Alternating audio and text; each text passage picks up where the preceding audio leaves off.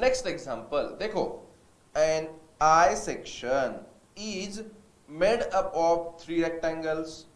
Top flange 120 mm by 20 mm thick, web 180 mm deep by 20 mm thick, and bottom flange 200 mm by 40 mm thick.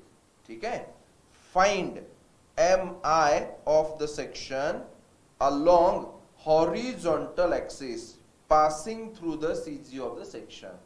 और एक बार, find mi of the section along horizontal axis passing through CG of the section. मतलब हमें यहां I x find करना है. Okay, तो चलो सबसे पहले डायग्राम ड्रॉ करेंगे. देखो डायग्राम में I सेक्शन ड्रॉ करो. फॉर I सेक्शन ये क्या है? टॉप फ्लैंज, ये वेब, और ये क्या है? Bottom flange. लास्ट एक बार, top flange, web, bottom flange. Now top flange का डायमेंशन 120 mm बाय 20 mm, इसीलिए 120 mm बाय 20 mm.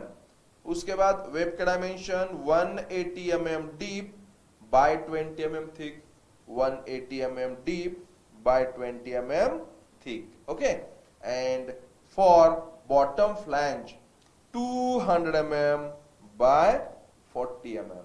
ठीक है, ये गिवन डायमेंशंस. अब फॉर कैलकुलेशन पर्पस हमें इस फिगर को क्या करना पड़ेगा? रेगुलर फिगर में स्प्लिट करना पड़ेगा. सो क्या करेंगे हम? यहां से फिगर को डिवाइड करेंगे और यहां से भी डिवाइड करेंगे, so that first part plus second part plus ये क्या हो जाएगा? Third part. तो देखो ना, फर्स्ट पार्ट क्या है? Rectangle having dimensions 120 mm by 20 mm. Second part also rectangle, dimension 20 by 180, and third part dimension 200 mm by 40 mm.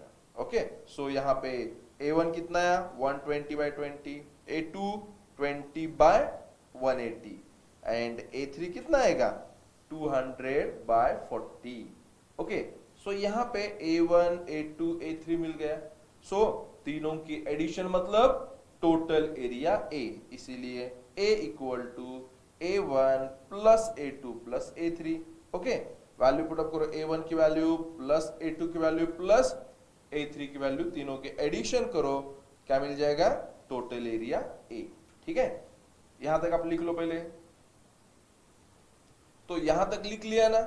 So next page पे, अब यहां पे ना देखो, फर्स्ट पार्ट उसका सेंट्रोइड G1, सेकंड पार्ट का centroid G2, and third part का centroid G3. सो देखो, फर्स्ट पार्ट का सेंट्रोइड G1, इसका G2 और थर्ड पार्ट का G3.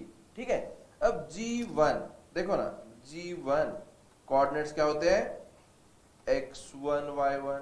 Similarly for G2 x2 y2, and for G3 x3 y3. ठीक है, सो देखो ना, G1 का x coordinate x1, similarly G2 का x coordinate x2, and G3 का x कोऑर्डिनेट x3.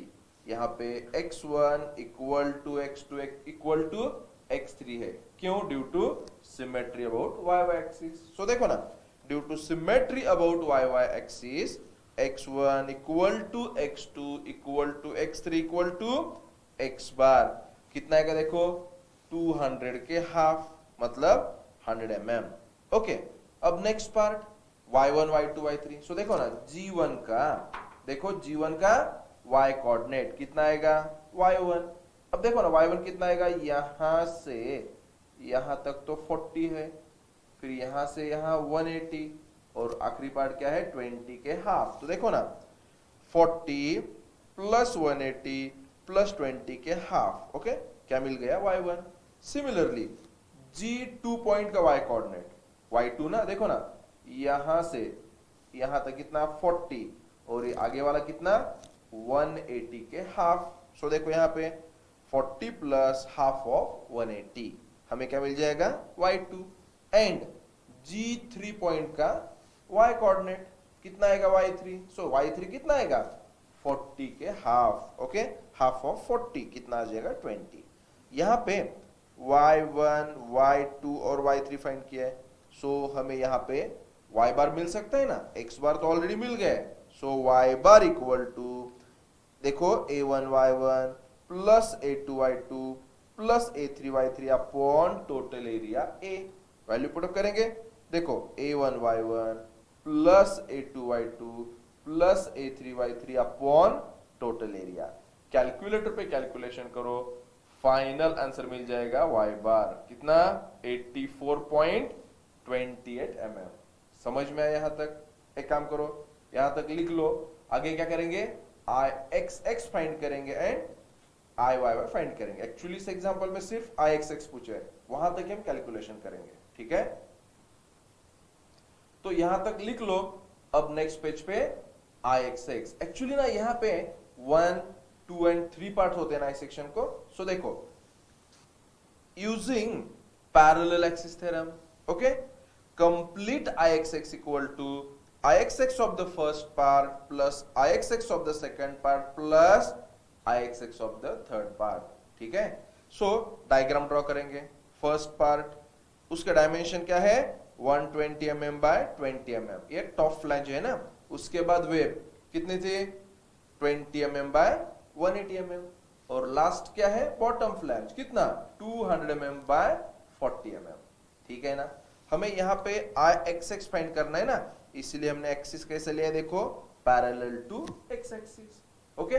सो चलो फर्स्ट पार्ट का कैलकुलेशन क्या आएगा, एक्सिस को पैरेलल कौन है, 120, इसीलिए 120 into 20 cube upon 12 plus first part है इसीलिए a1 इन ब्रैकेट क्या आएगा, for x(x1) y bar minus y1 bracket square plus, अब सेकंड पार्ट का देखो, पैरेलल कौन है, 20, इसलिए 20 इंटू 180 का cube upon 12 plus a2 in bracket y bar minus y2 bracket square, and for third part parallel कौन है, 200, इसीलिए 200 into 40 cube upon 12, third part इसीलिए plus a3, and for calculation of ixx3 क्या लोगे, y bar minus y3 bracket square.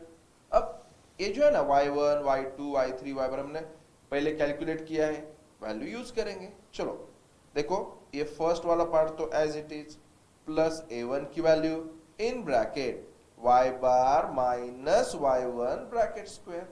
Similarly second part में ये वाला part है ना, एज इट इज ले लेंगे, अभी प्लस a2 की value in bracket y bar minus y2 bracket square, and finally plus क्या करेंगे, ये वाला पार्ट एज इट इज लेंगे, ठीक है ना, फिर प्लस a3 की value in bracket y bar minus y3 bracket square, okay ना। अब ये पूरा का पूरा कैलकुलेशन कैलकुलेटर पे करो और फाइनल आंसर मिल जाएगा 102.409 इंटू 10⁻⁶ mm⁴। समझ में आया ना? एक काम करो, आप ये एग्जांपल 2 बार सॉल्व करो, तभी आपको ये फॉर्मेट सिंपल लगेगा, ठीक है? Write down. नेक्स्ट एग्जांपल देखो, अभी determine mi about the centroidal axis xx and yy of N unsymmetrical I section. यहां पे ना क्या कैलकुलेट करना है हमें, ixx एंड iyy कैलकुलेट करना है, और इंपॉर्टेंट क्या है, अनसिमेट्रिकल आई सेक्शन दिया है। अनसिमेट्रिकल आई सेक्शन मतलब ऐसा आई सेक्शन जिसमें टॉप फ्लैंज और बॉटम फ्लैंज दोनों के डायमेंशन क्या होंगे, अलग अलग होंगे, ठीक है? तो चलो, ये अनसिमेट्रिकल आई सेक्शन है जिसमें क्या क्या दिया है, top flange 100 mm by 20 mm, उसके बाद bottom flange 160 mm by 20 mm, okay ना, एंड फाइनली वेब यहाँ पे 80 mm बाय 20 mm गिवन है। चलो फर्स्ट डायग्राम ड्रॉ करेंगे। अब देखो ना, डायग्राम में अनसिमेट्रिकल आई सेक्शन ड्रॉ करो, मतलब देखो ना, यहाँ पे ये क्या है, टॉप फ्लैंज, ये क्या है, वेब, ये क्या है, bottom flange. Dimension top flange के 100 mm बाय 20 mm, उसके बाद वेब का डायमेंशन क्या है, depth 80 bye thickness 20 and bottom flange की डायमेंशन 160 mm बाय 20 mm। ये गिवन डायमेंशन है। अब फॉर कैलकुलेशन पर्पस इस आई सेक्शन को हमें क्या करना पड़ेगा, सिंपल रेगुलर फिगर में कन्वर्ट करना पड़ेगा। इसलिए हम फिगर को यहां से स्प्लिट करेंगे और यहां से स्प्लिट करेंगे, मतलब रेक्टेंगल प्लस रेक्टेंगल और ये थर्ड वाला रेक्टेंगल हो जाएगा। ओके ना, देखो ये फर्स्ट पार्ट, ये सेकंड पार्ट और ये क्या हो जाएगा, थर्ड पार्ट। यहां तक समझ में आया। अब फर्स्ट पार्ट का एरिया A1 ना, A1 कितना आएगा, 100 इंटू 20, देखो। ओके, फिर सेकंड पार्ट का area 80 into 20, okay, and third part का एरिया 160 इंटू 20। अब एक बार A1, A2, L3 मिलने के बाद हमें टोटल एरिया A चाहिए, A equal to A1 plus A2 plus A3। Okay, देखो A equal to A1 plus A2 plus A3। यहाँ पे A1 की वैल्यू प्लस A2 की वैल्यू प्लस A3 की वैल्यू, तीनों की एडिशन करो, क्या मिल जाएगा, टोटल एरिया A। ठीक है ना, एक काम करो यहां तक लिख लो। नेक्स्ट पेज में हम क्या करेंगे, x बार y बार तक कैलकुलेट करेंगे। ठीक है, सो अब नेक्स्ट पेज पे x बार एंड y बार ना। चलो देखो अभी यहां पे फर्स्ट पार्ट का सेंट्रोइड G1, सेकंड पार्ट का centroid G2 and third part का सेंट्रोइड G3। ठीक है, G1 का x कोऑर्डिनेट x1, G2 का x coordinate x2 and G3 का x कोऑर्डिनेट x3। यहां पे ना x1, x2, x3 सेम है ना, कितना है, 160 के हाफ। ओके, सो देखो ना यहां पे due to symmetry about y axis x1 equal to x2 equal to x3 equal to x bar equal to कितना, हाफ ऑफ 160 मतलब 80 mm। ठीक है, अब next part y1, y2, y3 ना। सो देखो ना G1 का y कोऑर्डिनेट कितना आएगा, y1।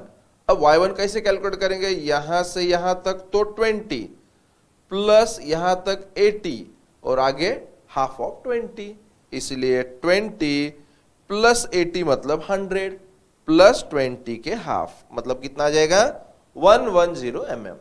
अभी G2 का y कोऑर्डिनेट y2 देखो कितना आएगा, यहां से यहां तक 20 और आगे जो है ना हाफ ऑफ 80 मतलब y2 equal to 20 plus half of 80 कितना आ जाएगा, 60 mm। एंड फाइनली G3 का y कोऑर्डिनेट y3 कितना आएगा, half of 20, so y3 equal to half of 20 मतलब 10 mm। अब एक बार y1, y2, y3 मिल गया, so we can calculate y bar equal to a1 y1 plus a2 y2 plus a3 y3 upon a। यहाँ पे सब वैल्यू तैयार है ना, वैल्यू पुट अप करेंगे। देखो a1 y1 plus a2 y2 plus a3 y3 upon a। Calculator पे calculation करो, क्या मिल जाएगा हमें, y बार मिल जाएगा। ठीक है, अब एक बार y बार मिलने के बाद नेक्स्ट पेज पे क्या हो जाएगा, ix ना। यहां पे कंप्लीट ix इक्वल टू क्या आएगा, ix of the first part plus ix of the second part plus ix of the क्या आएगा, थर्ड पार्ट। ठीक है ना, चलो शुरू करते हैं। देखो ना हम क्या करेंगे, एक तो फिक्स है, भी पैरेलल एक्सिस थ्योरम यूज करेंगे। ओके ना, सो देखो complete ix equal to ix of the first part plus ix of the second part plus ix of the third part. अब हम ईच पार्ट की डायग्राम ड्रॉ करेंगे। So first part कितना, 100 by 20, second part 20 by 80 and third part 160 mm by 20 mm। ठीक है, अब यहां पे इंपॉर्टेंट क्या बोला था, वी आर कैलकुलेटिंग ix ना, so take axis parallel to x axis. ठीक है, सो अभी फर्स्ट पार्ट का कैलकुलेशन देखो, यहां पे ना एक्सिस को पैरेलल कौन है, 100 ना, इसीलिए parallel dimension into perpendicular dimension का cube upon 12 plus first part इसीलिए a1 एंड x1 निकालते समय y bar minus y1 bracket square plus second part के लिए पैरेलल मतलब 20 into 80 cube upon 12 plus a2 और y bar minus y2 bracket square plus third part के लिए क्या आएगा पैरेलल मतलब 116 into 20 cube upon 12 third part है इसीलिए a3 एंड फॉर x3 क्या लेंगे y bar minus y3 bracket square. ठीक है, अब जस्ट वैल्यू पुटअप करेंगे, है ना। सो देखो कैलकुलेशन करते समय ये पहले वाला पार्ट एज इट इज लिखो प्लस a1 की value in bracket y bar minus y1 bracket square plus ये वाला पार्ट एज इट इज लेंगे, ठीक है, प्लस a2 की value in bracket y bar minus y2 bracket square and finally plus ये third में से ये फर्स्ट वाला पार्ट है ना एज इट इज लेंगे प्लस क्या होगा a3 की value in bracket y bar minus y3 bracket square. Okay, ये सारा पूरा कैलकुलेशन ना कैलकुलेटर पे आप अच्छी तरह से सॉल्व करो, जरूरत पड़े तो फर्स्ट पार्ट का सेपरेट, सेकंड पार्ट का सेपरेट एंड थर्ड पार्ट का सेपरेट कैलकुलेट करके तीनों के एडिशन करो। ठीक है, so finally we will get Ixx कितना 13.5 इंटू 10⁻⁶ mm⁻⁴। यहां क्या मिल गया हमें Ixx मिल गया। एक काम करो यहां पे वीडियो पॉज करके पूरा पहले यहां तक लिख लो, नेक्स्ट पेज पे क्या आएगा कंप्लीट Iyy। ओके, चलो अब using parallel axis theorem complete Iyy equal to Iyy of the first plus Iyy of the second plus Iyy of the third. ठीक है, अब डायग्राम ड्रॉ करेंगे। देखो ना डायग्राम में फर्स्ट पार्ट कितना है 100/20 का, सेकंड पार्ट कितना है 20/80 का और थर्ड पार्ट 160/20 का। यहां वी आर कैलकुलेटिंग Iyy ना, so axis is taken parallel to y axis. ठीक है ना, अब चलो फर्स्ट पार्ट का कैलकुलेशन कैसे लेंगे 100 पैरेलल कौन है 20 है ना, पैरेलल कौन है 20 इसलिए 20 इंटू 100 क्यूब अपॉन 12। यहां पे याद है ना x1 equal to x2 equal to x3 equal to x bar है ना, इसलिए इससे आगे वाला जो प्लस a वाला पार्ट होता है ना यहां नहीं लेंगे, मतलब हम यहां शॉर्टकट यूज करेंगे। ठीक है, सिमिलरली फॉर सेकंड पार्ट बोलो पैरेलल कौन है 80 into 20 cube upon 12। For third part यहां पे क्या करेंगे पैरेलल कौन है 20 perpendicular 160, so parallel into perpendicular cube upon 12। यहां पे तीनों की एडिशन करो, फाइनल Iyy मिल जाएगा 8.546 into 10⁻⁶ mm⁻⁴, which is our final answer. Okay, चलो जरूरत पड़े तो एग्जाम्पल भी 2 बार सॉल्व करो, क्योंकि एक बार फॉर्मेट समझ में आए ना आगे वाला एग्जाम्पल बहुत सिंपल है। ओके